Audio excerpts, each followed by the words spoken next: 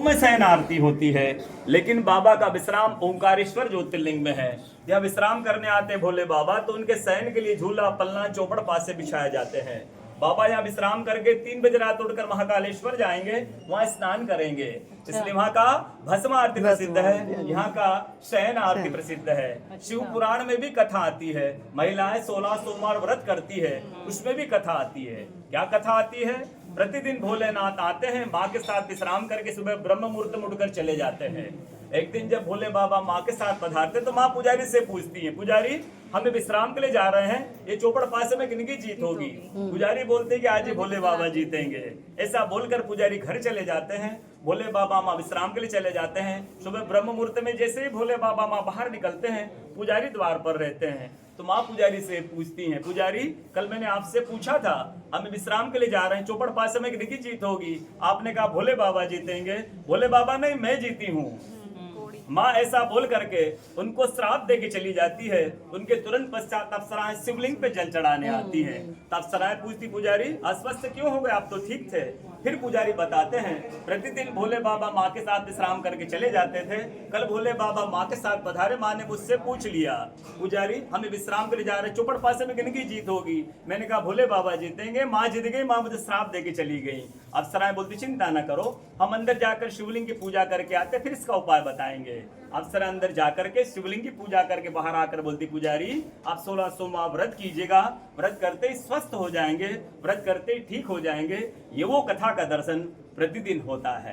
पूरे 12 ज्योतिर्लिंग 12 ज्योतिर्लिंग में ओंकारेश्वर ही ऐसा ज्योतिर्लिंग है जिसके दर्शन के पश्चात कोई महानदी का दर्शन होता है, जिसके तट को छू कर कोई महानदी बह रही है। आप काशी जाएंगे, गंगा जी दूर है। आप उज्जैन रहेंगे, उज्जैन में क्षिप्रा जी दूर है। सोमनाथ जाएंगे, वहां समुद्र है। लेकिन ओंकारेश्वर ही ऐसा ज्योतिर्लिंग है जिसके दर्शन के पश्चात कोई महानदी का दर्शन होता है। वो महानदी है रुद्रदेहाय विद्महे मेघकन्याय धीमहि तन्नो नर्मदा प्रचोदयात्। भगवान शंकर की देह से पसीने के बूंद से निकली है माँ नर्मदा। भारतवर्ष में जितनी नदियां हैं सब उत्तर दक्षिण, दक्षिण उत्तर की ओर बहती है, लेकिन माँ नर्मदा उदय से अस्त की ओर बहती है, पूरब से पश्चिम की ओर बहती है। भारतवर्ष में जितनी नदियां हैं उसमें नर्मदा ही नदी ऐसी है जिसके जितने कंकर हैं सब शंकर हैं। नर्मदा पुराण में ये भी कहा गया है कि नर्मदा जल के स्पर्श होने से जो शिवलिंग बनता है, जो शिवलिंग निकलता है, उसको डायरेक्ट पूजा कीजिए, उनको प्रतिष्ठा की आवश्यकता नहीं है, क्योंकि नर्मदा जल स्पर्श होने से वो स्वयं प्रतिष्ठित हो जाते हैं। अयोध्या में रामलला जी की जब स्थापना की गई थी, अयोध्या जो है रामलला जी की स्थापना के साथ नर्मदा का 2.5 फीट का नर्मदेश्वर राम जी के साथ स्थापित अयोध्या में किया गया है। एक संत का अनुभव बताता हूँ जो वर्षों से नर्मदा किनारे रहे हैं। माँ नर्मदा का स्नान किया, नर्मदा का भजन किया।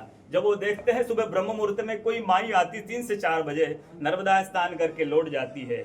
जब संतों की जिज्ञासा हुई कि ये माँ, मैं वर्षों से आपको देख रहा हूँ, ये माँ है कौन? कल माँ स्नान के लिए पधारेगी, माँ से मैं परिचय पूछूंगा। जैसे सुबह 3 से 4 बजे ब्रह्म मुहूर्त में माई स्नान करके लौट रही थी, संत ने देखा माँ स्नान करके लौट रही है। संत दौड़ते गए, माँ को साष्टांग दंडवत किया और माँ से पूछा, है माँ मैं वर्षों से आपको देख रहा हूँ, नर्मदा स्नान करके लौट जा रही है, माँ आपका परिचय दीजिए, आप फिर है कौन? तो माँ अपना परिचय देती है कि मैं गंगा हूँ, शुद्धिकरण के लिए कलयुग में नर्मदा स्नान के लिए आती हूँ। बोलो गंगा मैया की जय, नर्मदा मैया की जय। आज के कथा के आनंद की जय, भक्त और भगवान की जय। जाइए पंडित मेरे